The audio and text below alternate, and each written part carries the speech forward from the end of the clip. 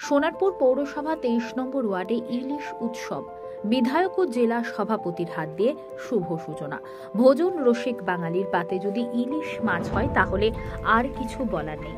সেই মতো তৃণমূল কংগ্রেসের উদ্যোগে রাজপুর সোনারপুর পৌরসভার 23 নম্বর ওয়ার্ডের পৌরমাতা চন্দ্রা ঘোষালের উদ্যোগে প্রতি বছরে এবছরেও মানিকপুর স্বামী বিবেকানন্দ সোশ্যাল সোসাইটির সহযোগিতায় ইলিশ উৎসব ইলিশ মাছের রকমারি পদ নিয়ে এই উৎসবের সূচনা হয়। যেমন ইলিশ মাছের মাথা দিয়ে ডাল, ইলিশ বেগুনি, ইলিশ সর্ষে, এছাড়াও নানা রকম পদ নিয়ে এই সব উৎসবের শুভ সূচনা করেন দক্ষিণ 24 পরগনা জেলার সভাপতি শুভাশিস চক্রবর্তী, সোনারপুর দক্ষিণের বিধায়িকা লাভলি মৈত্র, রাজপুর সোনারপুরের চেয়ারম্যান পল্লব কান্তি ঘোষ। পৌরপিতা রাজু ঘোষাল, আমাদের এখন পৌরমাতা চন্দ্রা ঘোষাল, শিবুদা আছেন, তুষারদা আছেন এবং অন্যান্য সবাই যাদের উদ্যোগে এই ওয়ার্ডের, যাদের প্রচেষ্টায় এই ইলিশ উৎসব।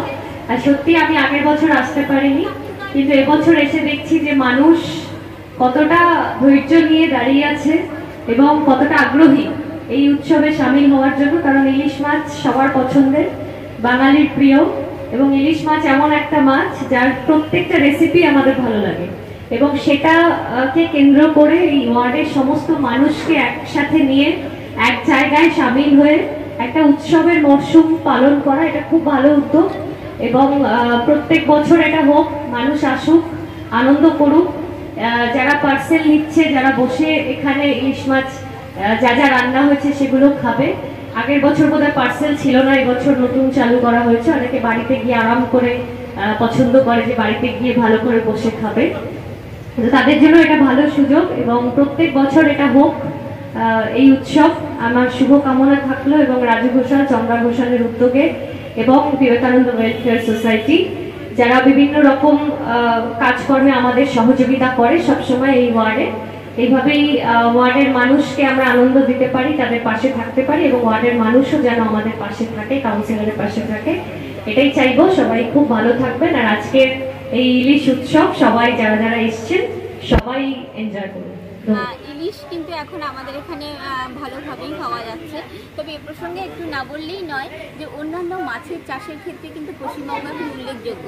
আগে অন্ধ্রপ্রদেশ বা ওড়িশার উপরে মাছের জন্য যে পরিমাণ নির্ভরশীলতা পশ্চিমবঙ্গের ছিল, এখন কিন্তু মাননীয় মুখ্যমন্ত্রী মৎস্য চাষের উপরে যে পরিমাণ জোর দিয়েছে, তাতে বিভিন্ন অঞ্চলে আপনারা জানেন জেলায় জেলায় বিভিন্ন রকমের ভেড়ি তৈরি হয়েছে, মাছ চাষ হচ্ছে সেখানে।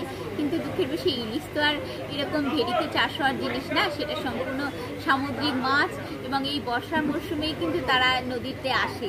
সেই জন্য ইলিশটা কিন্তু আমরা সম্পূর্ণ নদীর উপরেই নির্ভরশীল। তো আমাদের এখানে ডায়মন্ড হারবার, কোলাঘাট, ফলতা, এই সমস্ত অঞ্চলে যে ইলিশগুলো পাওয়া যাচ্ছে সেগুলোই আমাদের পাতে পড়ছে আর কি আপাতত।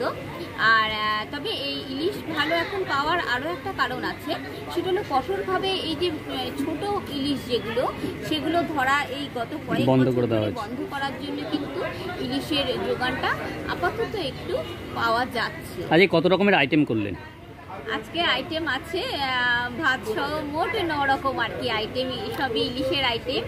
তো এই বছরের এই সময়টাই তো শুধুমাত্র মানুষ ইলিশটা পায়, সেই জন্য সেটা নিয়ে মানুষের আলাদা একটা আবেগই আছে। চন্দ্রাদি কত বছর ধরে পালন করছেন এই ইলিশ উৎসব? ইলিশ উৎসব আমাদের এরকম বড় আকারে পালন হচ্ছে 2 বছর ধরে, এটা নিয়ে 2য় বছর। এর আগে হয়েছে ছোট আকারে, তো মানুষের খুব চাহিদা ছিল যে এরকম একটা ইলিশ উৎসব হোক আমাদের ওয়ার্ডে। তো মানুষের সেই চাহিদাকে মাথায় রেখেই গত বছরে আমরা এরকম বড় করে করেছি এবং তাতে মানুষের ভীষণ সাড়া পেয়েছি।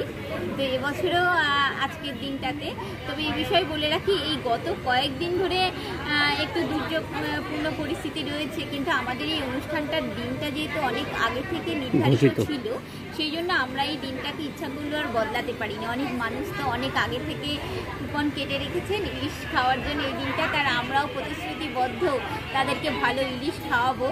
সেই জন্য আমরা দিনটার পরিবর্তন করতে পারিনি, পূর্ব নির্ধারিত আজকের দিনেই আজকে এই অনুষ্ঠানটা আমরা করছি। Thank you. গেলাম না, কে বলো তো সব থেকে মেন বিধায়ক বেলেঘাটে? পরেশ পাল। কি বলছি, অনার ক্যাটারের মালিক কি আছে?